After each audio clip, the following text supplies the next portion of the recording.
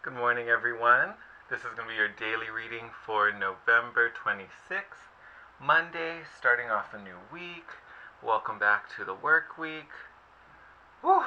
Alright, I hope you guys had an amazing weekend. It was definitely hectic. Holidays, Black Friday, shopping, all these kind of things. Crazy. Lots of things going on. First things first, Mercury retrograde. If I stumble on my words, I totally apologize. I've got my selenite nearby. This particular Mercury retrograde has been a thing. Good lord, it's been a thing. Whew. I'm normally not tongue tied during retrograde. I normally kind of like bypass that part. So I don't know if maybe because, I've never been filming videos during retrograde. It's the first time, but oh my god, as I'm filming the new December videos and continuing to do the daily videos, oh my god, I keep tripping over my tongue the whole time. So once I put this stone down, if it starts happening, I totally apologize. We're gonna get through it. I just had to get that out there. And like I said, the monthlies are slowly coming out. I've got most of the signs done already. I think I have about 7 up, so just over half.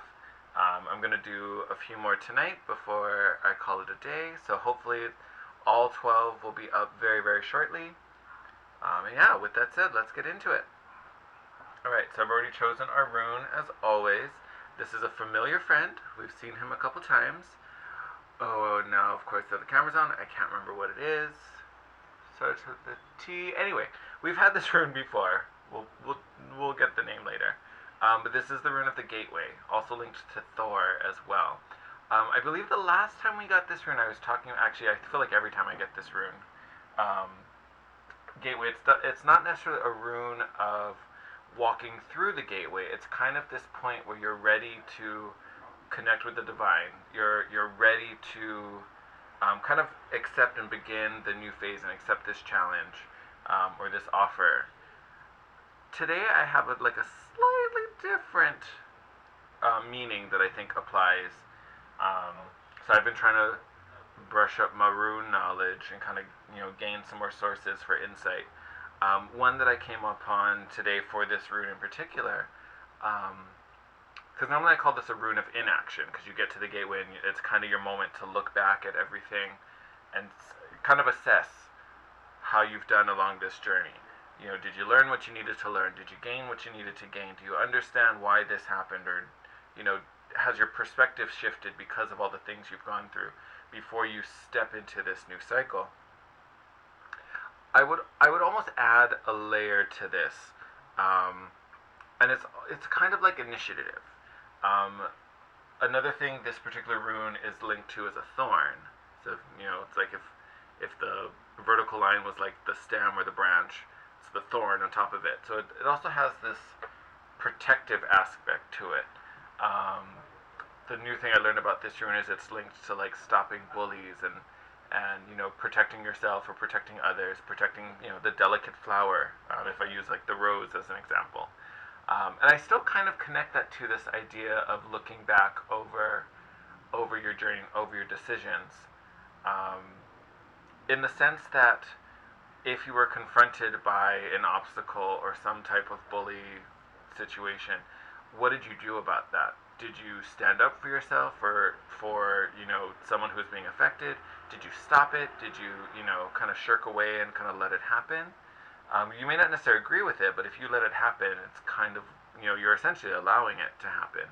Whether you think it's right or wrong, you kind of allow it. So this idea of kind of protecting values and protecting what's sacred, protecting what's right, for me is something that's kind of playing really heavily for this rune today. And I think as it applies to the reading, of course, we're going to pull some cards and we'll get some clarifiers. But I feel like what's kind of coming through personally, for us in this reading with that idea, it's kind of standing up for ourselves, our principles, our values. Because I feel like that's been a long journey today, or not today, but in this kind of cycle as we start walking into the new month and this new season. Now that we're in Sagittarius season officially, it's this standing up for your rights, and we've gone through this whole journey about figuring out who we are and what we want, and now it's standing firm in that and sticking to it and not letting others' opinions or others' judgments. I would say judgments is a much stronger and more effective word. Not letting others' judgments sway us or make us back down or make us, question our decisions. Because at the end of the day, it doesn't matter. It doesn't matter what outside opinions are. Because again, you're living your life your way, your rules. Simple as that. So this being protective of that is kind of weighing a little heavily on me when I look at this room. So let's pull some cards, shall we? See really where that's going. So this is our oracle is going to be from the Animal Spirit deck from the Wild Unknown, and then we're also going to use the Wild Unknown Tarot. I thought having a similar voice kind of would echo what we're talking about. So oracle from the same creator, tarot from the same creator. What could go wrong? No, just kidding. But yeah, big theme of kind of standing up for yourself and your individuality and your intentions.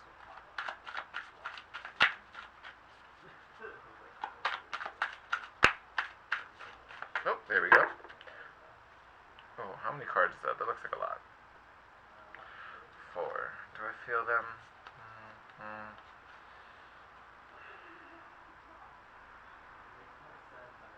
Yeah, we're going to take it. I wasn't going to take 4, but we're going to take 4. Y'all can hang out over there. So of course I'm going to read these from the book, but let me show them to you first. So we've got the starfish.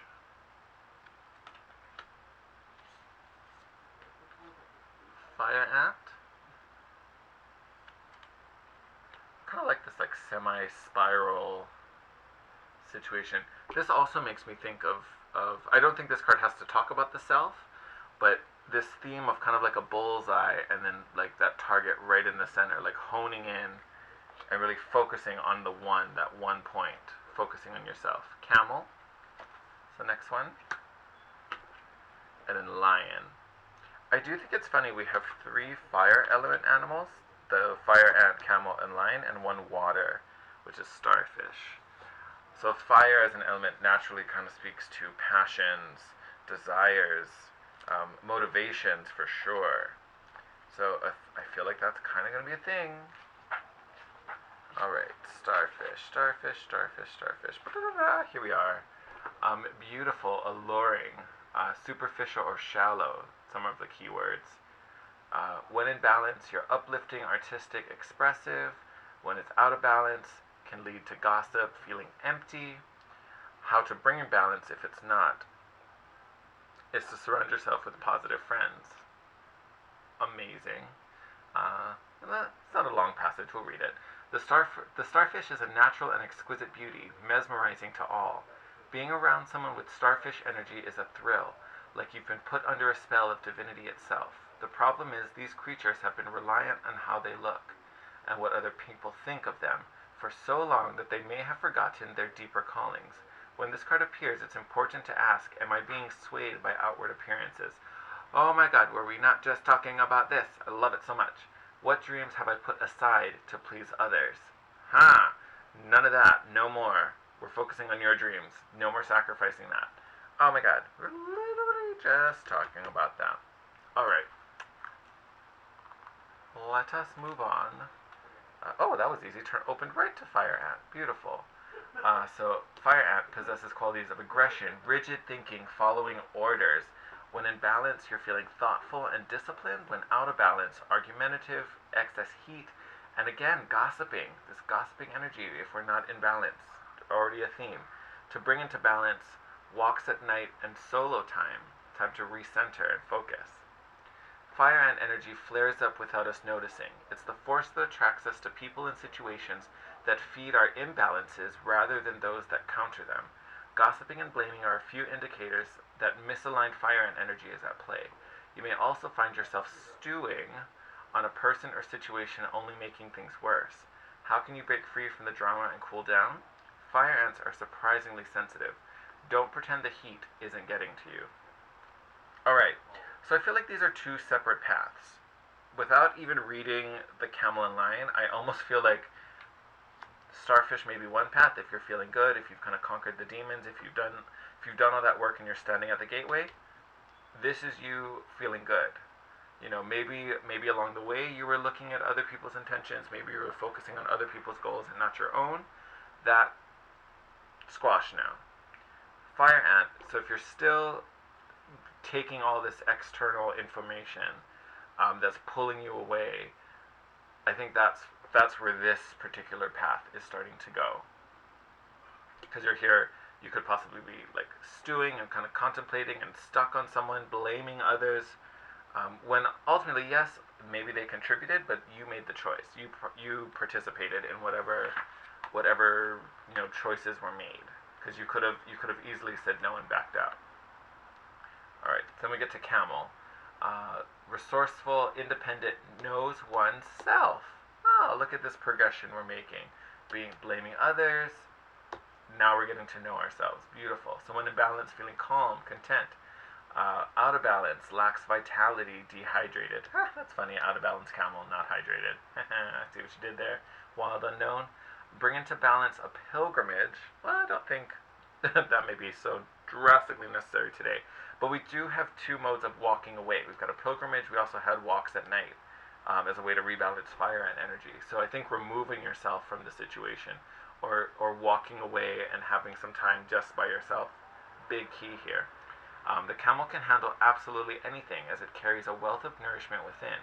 This wondrous creature is self-reliant and handles challenge with ease. Even in the face of excess heat, judgment or anger, the camel searches inside for the cool elixir of water to calm the situation. The camel represents the ultimate form of bringing opposites into balance, fire and water, and being responsible for one's own reaction. The camel is a wonderful traveler and is especially fond of trips to faraway lands. So I love that. Master of being responsible for one's own reactions. When here, we're blaming others. So I think that's a super healthy progression. Being responsible for the choices you made, the consequences that came from them, and now balancing them out. If you don't agree with them, now it's time to balance.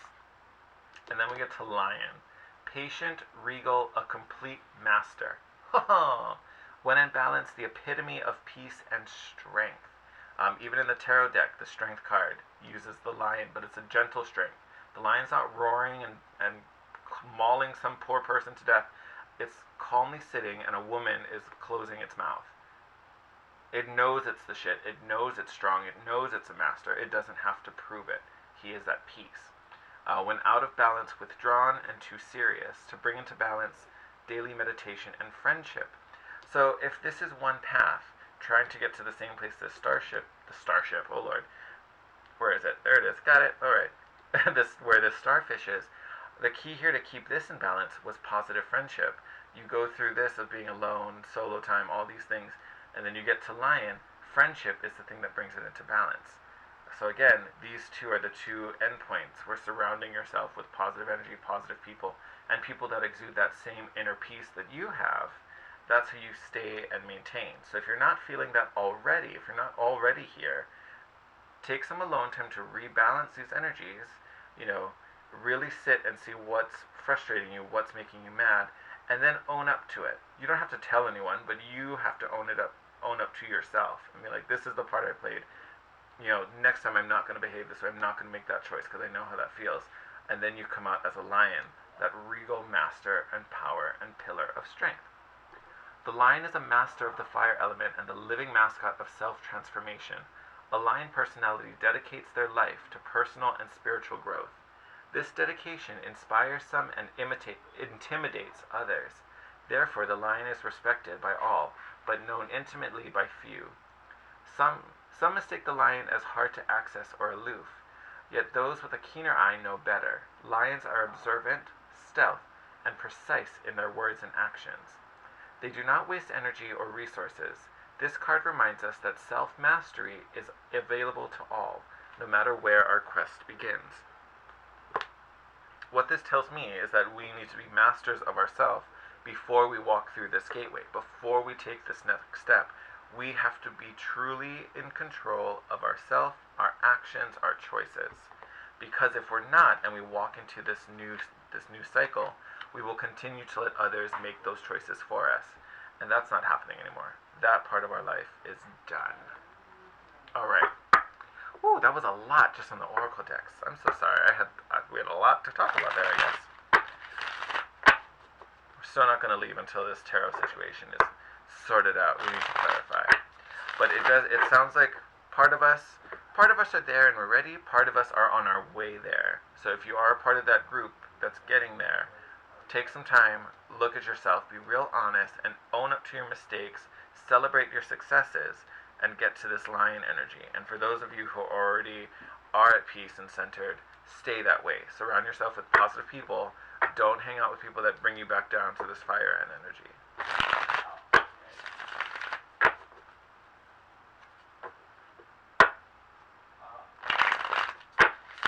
All right.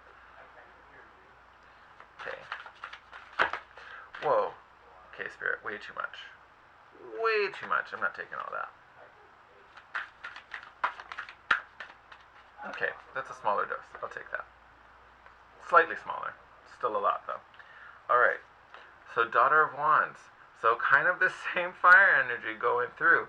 Super, super passionate. It's that initial spark, that new burst, that first thought. So I feel like very, very passionate. This could still be a little hot-headed, so I would definitely be aware of that. More fire energy, the Emperor. So Emperor being ruled by Mars, so fire energy real strong.